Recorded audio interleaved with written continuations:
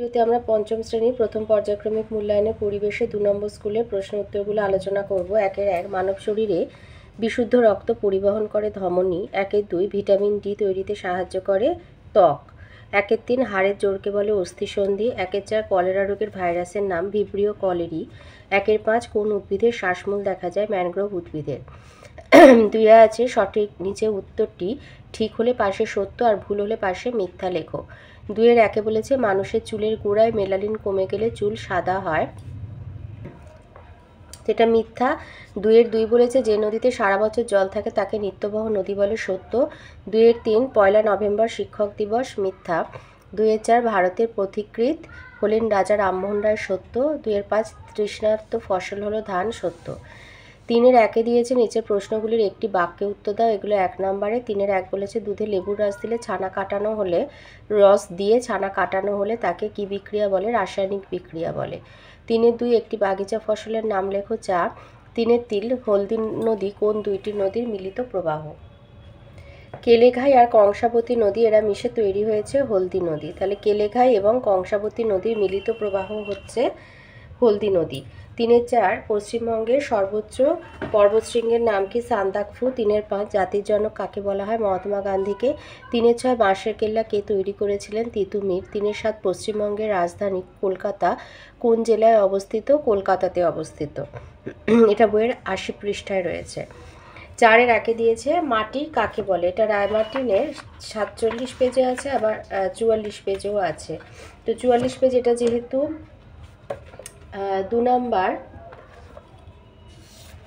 আচ্ছা 44 পেজে যেটা আছে সেটা আগে দেখিয়ে দিই। 44 পেজে আছে ভূপৃষ্ঠের ওপরে যে আলগা পাতলা ও নরম স্তরে উদ্ভিদ জন্মায়, মানুষ চাষাবাদ করে, তাকে বলে মাটি, এটা আছে। আর 47 পৃষ্ঠায় রয়েছে, যেহেতু 2 নম্বরে একটু লিখতে হবে, এটা লিখবে যে ভূপৃষ্ঠের সবথেকে ওপরে সূক্ষ্ম বালিকণা, পাথরচূর্ণ, কাদার কণা এবং জৈব পদার্থ মিশে যে নরম আস্তরণ তৈরি করে তাকে মাটি বলে। মাটির ওপরে উদ্ভিদ ও প্রাণী বসবাস করে। 2 বলেছে দোআঁশ মাটির 2টি বৈশিষ্ট্য লেখো।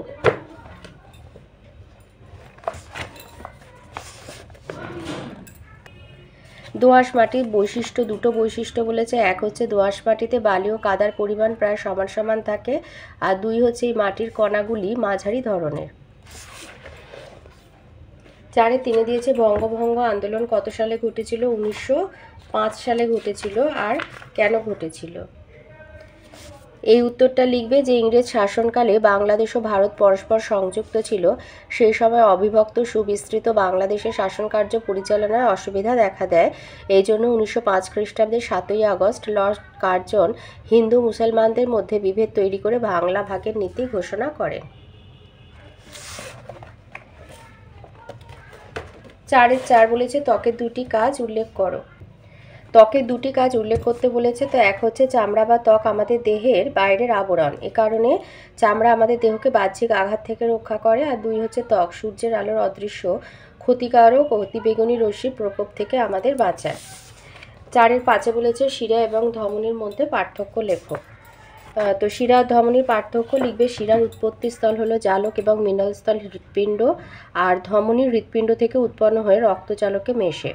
শিরার আকৃতি হচ্ছে পাতলা প্রাচীর বিশিষ্ট আর বড় গহ্বরযুক্ত, আর ধমনী প্রাচীর পুরু আর গহ্বর ছোট। শিরাতে কপাটিকা উপস্থিত আর ধমনীতে কপাটিকা অনুপস্থিত।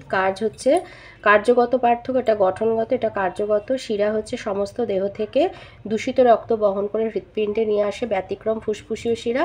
আর ধমনী হৃৎপিণ্ড থেকে বিশুদ্ধ রক্ত বহন করে সমস্ত দেহকোষে পৌঁছে দেয়, ব্যতিক্রম ফুসফুসীয় ধমনী।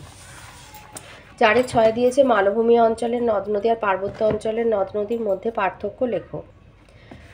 6 পার্বত্য অঞ্চল এবং মালভূমি অঞ্চলের নদ নদীর পার্থক্য। এই যে পার্বত্য এবং মালভূমি অঞ্চলের নদ নদীর মধ্যে পার্থক্য লেখো।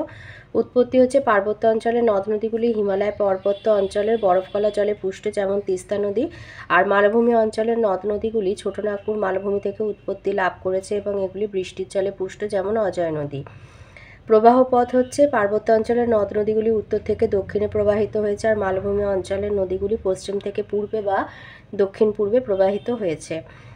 জলের প্রাপ্যতা, পার্বত্য অঞ্চলের নদীগুলিতে সারা বছর জল থাকে, অর্থাৎ নিত্যবহ হয়। আর মালভূমি অঞ্চলের নদী বর্ষাকাল ছাড়া অন্য শুষ্ক ঋতুতে এই নদীগুলিতে জল তেমন থাকে না। 5 আছে বামপক্ষের সঙ্গে ডানপক্ষ মেলাও। 5-1 দীঘা অবস্থিত হবে। ঘ পূর্ব মেদিনীপুর জেলায়। 5-2 বিষ্ণুপুর অবস্থিত বাঁকুড়া জেলায়। 5-3 বারুইপুর অবস্থিত দক্ষিণ 24 পরগনা জেলায়। আর 5-4 বোলপুর অবস্থিত বীরভূম জেলায়।